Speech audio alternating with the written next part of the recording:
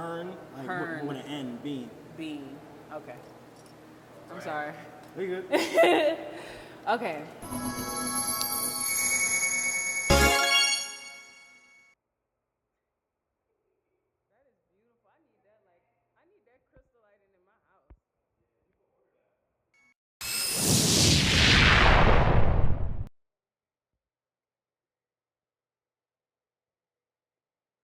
I'm like interviewing. I just want to have a conversation. Yeah. How are you? I'm doing fine. How are you doing? I'm good. I'm hot, but I'm here. I'm grateful to be here. Same. Hern Bean. Yep. Nice to meet you. My name is Tay. Nice to meet you too. So where are you from? Where were you born and raised? I was born in Baltimore, Maryland, but then I moved to Jersey, like South Jersey. Lived there for until I was 13. Then I moved to Virginia.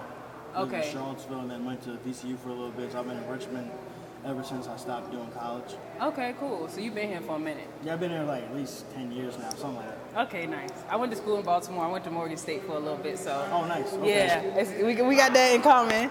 Okay. So, what got you into, why producing? Like, out of all art forms, why did you gravitate towards producing? Well, I just wanted to be able to do like everything, kind of like engineer myself, make beats, all of that. But then really it's just like therapeutic, honestly. Like when I rap also. So when I'm not rapping, I like to just make beats or, just get creative, try to make some mixes, something. Just do something creative. Yeah. Who would you say is some of your inspirations for rapping, and then who would you say some of your inspirations separately for producing? Oh, producing, Alchemist. Alchemist, definitely. Like RZA. Okay. Wu-Tang, definitely.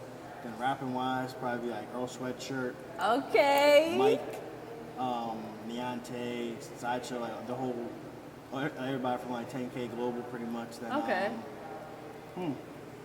Oh, I definitely like Billy Woods. He's like a... Billy Woods. I'm going to have to look into that. Yeah, he's a really good writer. Okay. My friends too, like my friend Duct Tape Jesus, Robaloo Gibson, Ty Sorrell. You're going to have to give me all those names when we I cut. got you. I can just name names forever. I love, like, anything, like, either underground or, like, that's not mainstream. Like, I prefer that kind of, I prefer that kind of music. So, yes, give me those names once we Oh, I got cut. you.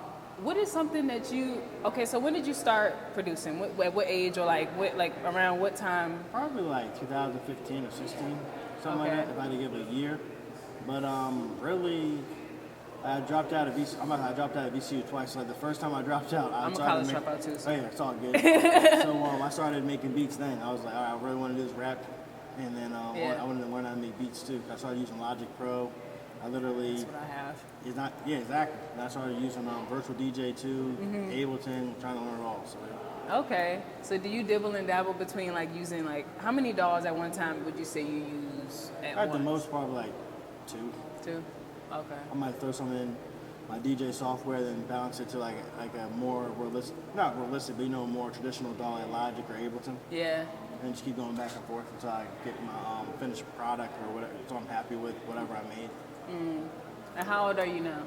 I'm 30. 30. So how long would you say you've been like seriously taking like intentionally creating art through producing and rapping? How long would you say you've been doing that?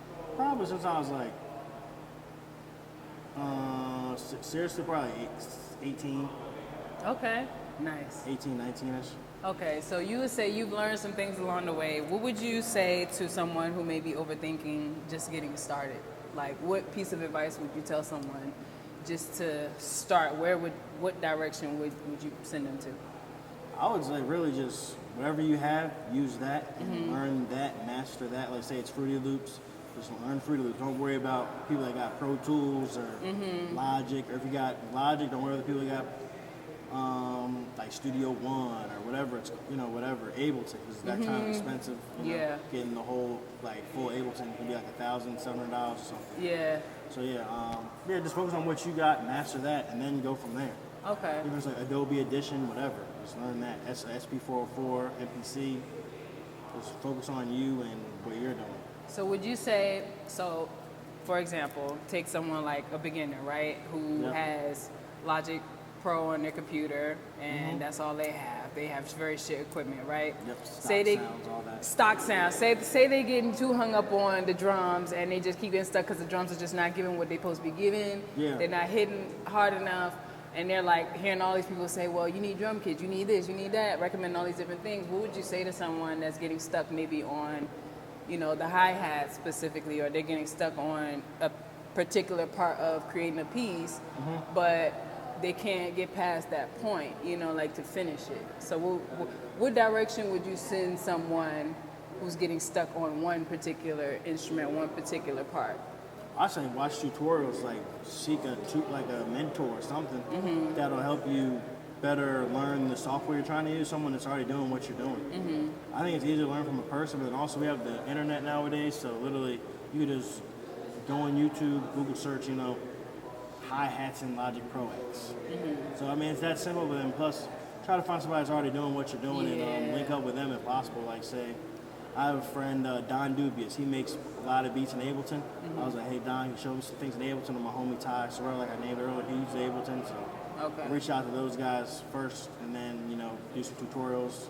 I think, you know, definitely reach out to people that are doing what you're doing. Yeah. And then also be self-taught if you can with the tutorials and whatnot. Because you can learn anything on YouTube nowadays. You can learn how to bake some chicken, learn how to make some beats, you know, anything. Yeah. Okay, so last question. What is something that you particularly learned along your journey and your creative process? What is something that you've learned to streamline your creative process, or a hack maybe that you've learned? Maybe not your secret sauce, don't give away your formula, but what's something that you've learned through trial and error, you know, fucking around and finding out that works better to make your process more efficient, for example? Biggest thing is let it be organic. Like I'm speaking mainly on like collaboration and stuff like that. Let it be organic. Work with the homies. You don't need to, like say, you don't need to try to reach up to the biggest of the best. Like why would I reach out to an alchemist when I got my homie that makes beats and we could collab on some beats and stuff like that? Just work with what you got. Yeah. So to reach, you don't have to reach up, but reach out. Yeah. I like that. You know, just reach out to your friends and stuff, and you don't get caught up in clout and stuff like that. You know, just your time will come. Just keep working. That's what I learned lately too. And I think also, like I've been seeing this topic like go around on social media. There's a lot of poverty locked behind. Oh, there's a lot of talent locked behind poverty. You know, like you're saying, like reach out instead of up. You know, like there's a lot of talented people in our circles, you know, in our neighborhoods that, you know, need their stories heard and their voices heard, but a lot of the time the barrier to entry is finance, it's access, it's privilege, it's who you know. So I really like that you said like reach out and not up. I like that. I fuck with that. So. Okay. I wanted to keep it short and sweet because I know I'm gonna talk your head off all day, it's all good. and I wanted to get get those names of the artists too. But it was really good talking to you. Oh, you too. You were a great interviewee. I don't know what the word is. I think, interviewer, interviewee, something like that. Interviewee, I'm the interviewer, but anyway. Yeah. All right. All right, cool. Yeah. Let's take a picture just so, like, I don't miss the fucking window, because I'm going to sweat all of my face off. Where's my phone? That was right, yeah. I'm going to sweat all of my face off. All right, it's one in the basement. I'm going to ask her to take our picture. Oh, yeah. Let me make sure this is off first.